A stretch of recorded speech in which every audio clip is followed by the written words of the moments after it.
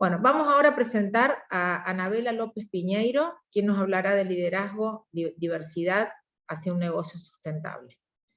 Anabela es licenciada en psicopedagogía y MBA en dirección de recursos humanos, fundadora y directora del Centro Integral Cadaqués, una pyme de más de 100 personas que brinda servicios terapéuticos,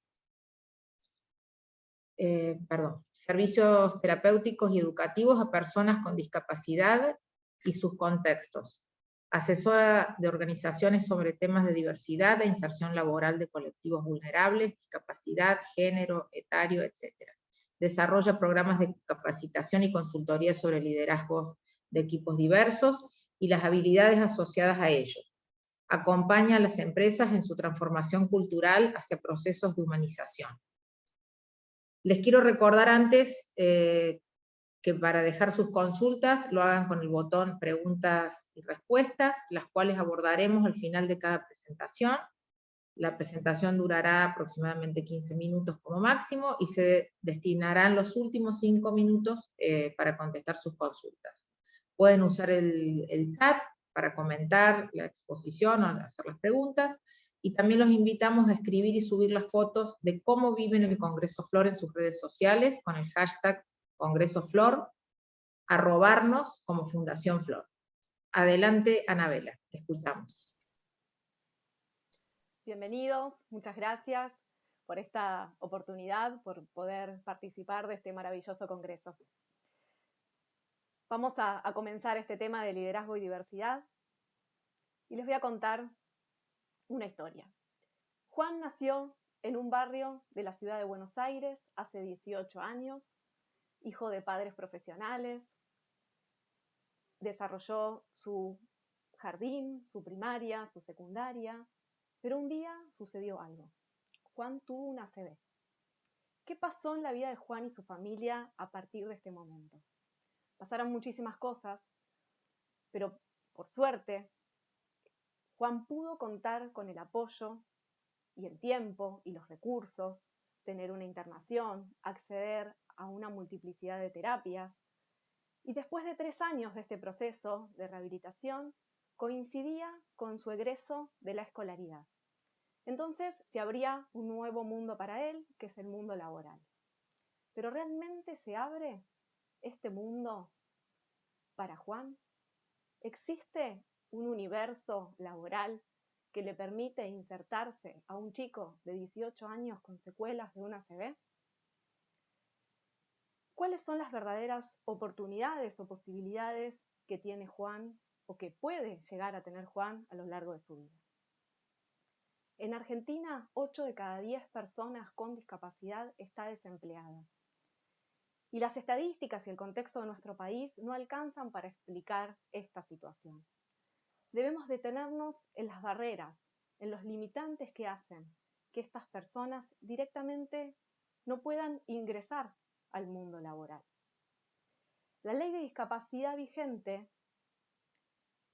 sostiene una mirada desde la rehabilitación asistencialista, donde define a la persona por su condición y donde la deja en un lugar pasivo de sujeto social.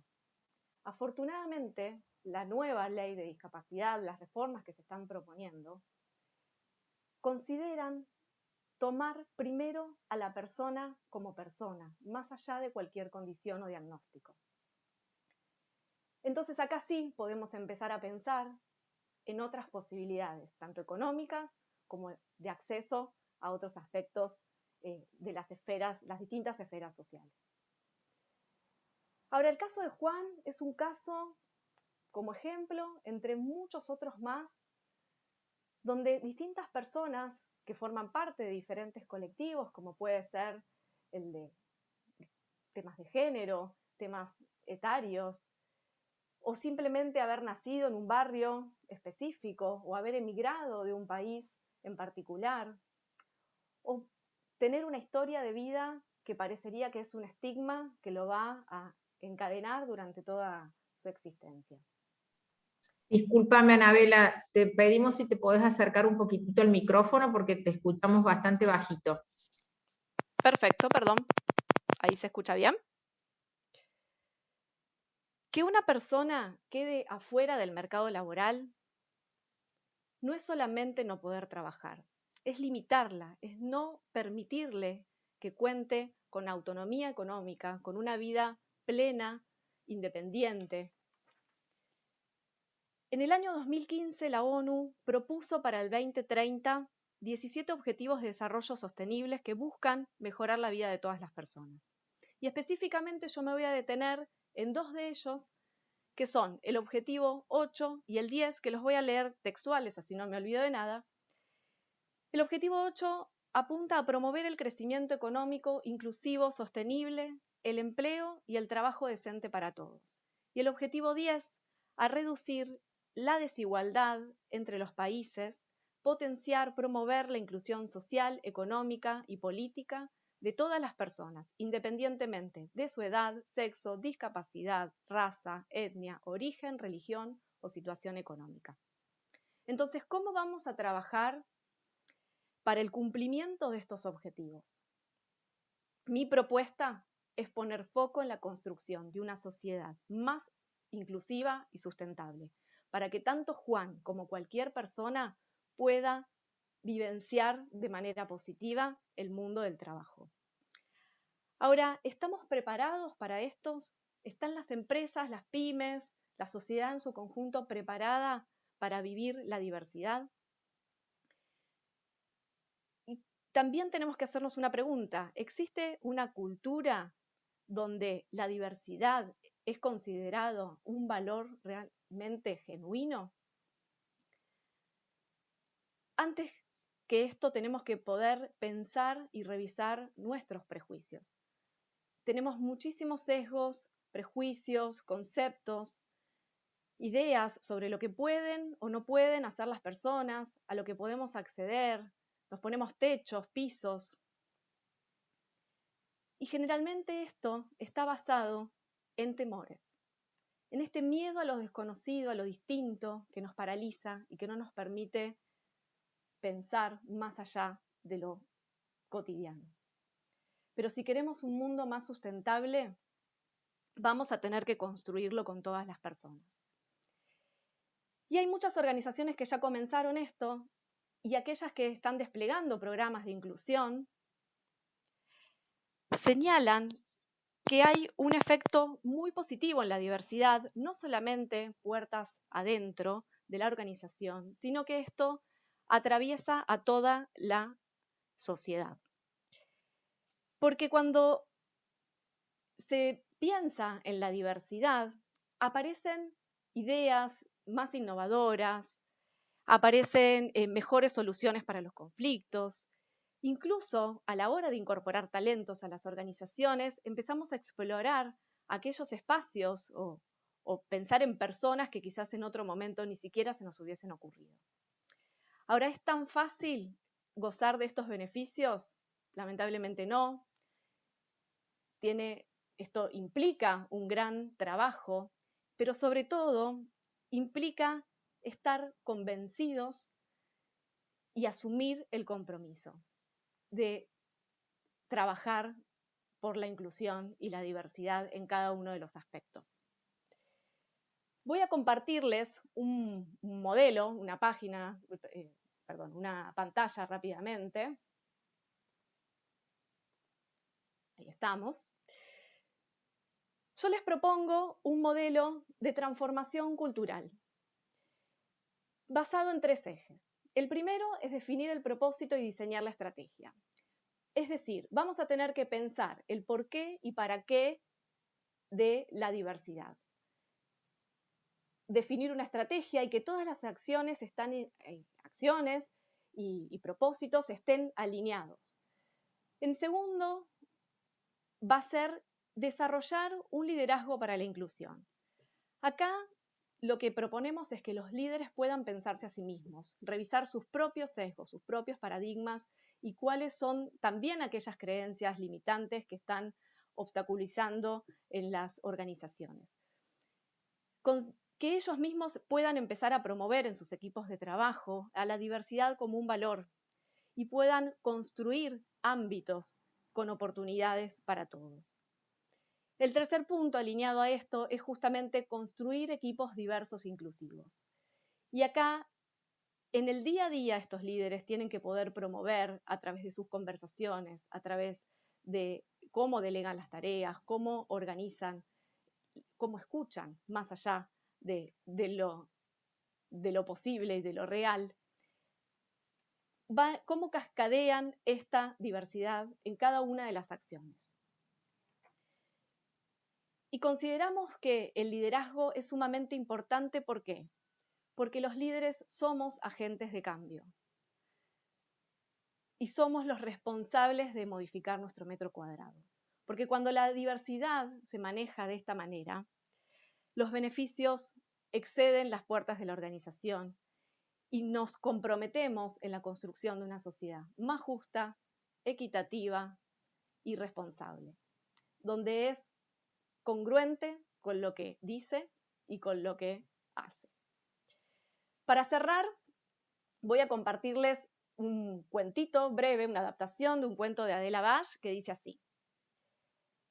En algún lugar del universo había un planeta que era el planeta de los mamelfos. Los mamelfos eran unos seres que ni ellos sabían bien cómo eran, porque desde que nacían todas las cosas se les iban quedando pegadas.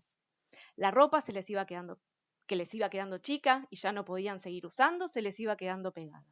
El cepillo de dientes que se gastaba y dejaba de servir, se les iba quedando pegado. Y mientras iban creciendo, se les iban formando sobre el cuerpo una montaña tan grande de cosas que no se sabía qué forma tenían ellos.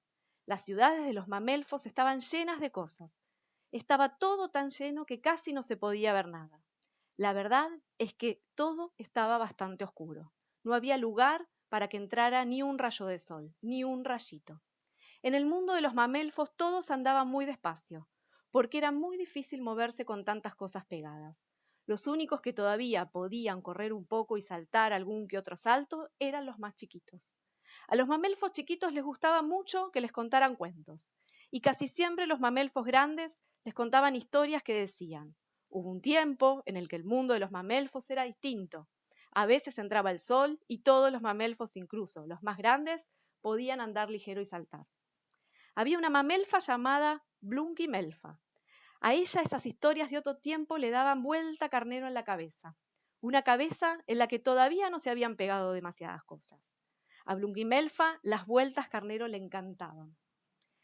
Al principio se chocaba con muchas cosas todo el tiempo, con cosas que estaban pegadas sobre otras cosas que estaban pegadas. Y después de tantas vueltas dejaba de contar. Y seguía girando, girando, pero ya no pensaba en nada. Y en eso se filtró una ráfaga de color por la puerta de los párpados. Y al ratito nomás se filtró otra y otra. Entonces esas palabras se le aparecieron en su mente. Estoy viendo colores. Y si los puedo ver con los ojos cerrados, ¿cómo no voy a poder verlos con los ojos abiertos? Blunky-Melfa abrió los ojos y se quedó maravillada. Las ráfagas de color se habían desparramado por todas partes. Había colores, luces, sombras, destellos, resplandores en todo lo que la rodeaba. Y en ella también. Y las cosas pegadas en su cuerpo, con tantas vueltas carnero las cosas habían desaparecido. Blunky-Melfa dio miles y miles de vueltas hasta que empezó a chocarse con las cosas. Y cada vez que se chocaba con las cosas, algo se despegaba en alguna parte. Hasta que, uno tras otro, todos los mamelfos del planeta se pusieron a dar vueltas carnero. Y eran tantas las cosas que se chocaban y se desplegaban que había un batifondo tremendo. Pero para los mamelfos el ruido de las cosas que se iban despegando era una música más que maravillosa. Y desde entonces, en algún lugar del universo, hubo un planeta donde los habitantes andaban tan livianos y tan libres de cosas que desde todas partes llegaban naves con seres que iban a tratar de contagiarse un poco de fulgor. Los invito a dar vueltas carnero en sus organizaciones para que ingresen los rayos de la diversidad. Nos invito a cuestionarnos y a repensarnos para trabajar en la construcción de la sociedad que queremos, una sociedad equitativa, sustentable y con oportunidades para todas las personas. Muchas gracias. Anabela, una pregunta. ¿Cuáles son las mejores prácticas para liderar diversidad? Bueno, gracias por la pregunta. Y las mejores prácticas creo que tienen que ver con esto, con poder desarrollar distintos programas donde la inclusión tenga coherencia con el propósito de la organización y que la diversidad no sea solamente algo que se quiere mostrar o algo que está de moda, sino que responda a un propósito genuino. La otra pregunta, ¿en qué medida crees que las leyes o normativas que apuntan a establecer los cupos destinados a distintos colectivos ayudan en esta transformación? Creo que ayuda en el sentido que por lo menos pone sobre la mesa la necesidad de que distintas personas de diferentes colectivos puedan tener un acceso. Es una ayuda. Pero creo que con poner normativas no alcanza. A veces terminamos haciendo un como sí de esa inclusión, ¿no? Donde tenemos un puesto o determinado puesto ocupado por personas, por ejemplo, con discapacidad, pero que no hay una verdadera inclusión con los equipos de trabajo, con el tipo de tareas, en cómo les damos feedback o cómo les exigimos. Considero que la transformación tiene que ser real, genuina, una transformación cultural que apunte al verdadero proceso de humanización, ¿no? Que las organizaciones comiencen a ser un poco más humanas. Tengo otra pregunta. A veces pasa que las organizaciones queremos incorporar personas de diferentes colectivos y no es tan fácil el acceso, ¿no?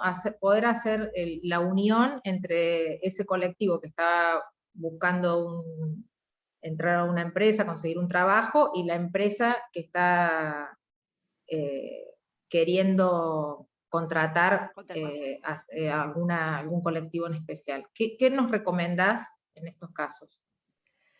Creo que lo fundamental es empezar a trabajar, en principio, con las áreas de recursos humanos, ¿no? O de capital humano, para que abran el abanico de posibilidades y puedan empezar a ponerse en contacto quizás con fundaciones o con otras organizaciones que muchas veces ayudamos y gestionamos y alcanzamos currículums o podemos ayudarlos a generar el perfil de una persona. A veces, como decía, hay mucho miedo o desconocimiento y esto hace que, bueno, quizás va a ser difícil, mejor ni siquiera nos metemos en esto, ¿no? Y hay veces que con muy poquitito o con adecuaciones que le podemos hacer a cualquier persona, digo, más allá de cualquier diagnóstico o condición, hace que esto pueda ser una gran oportunidad. Y no solo para esa persona, sino para toda la organización en su conjunto, porque algo atraviesa, algo cambia.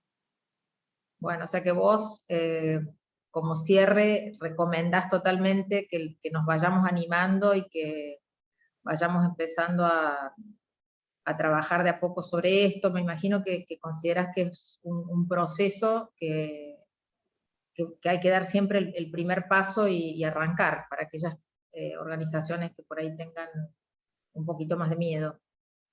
Sí, tal cual, y respaldarse con otras organizaciones que ya estén trabajando en esto, ¿no? Generar ideas.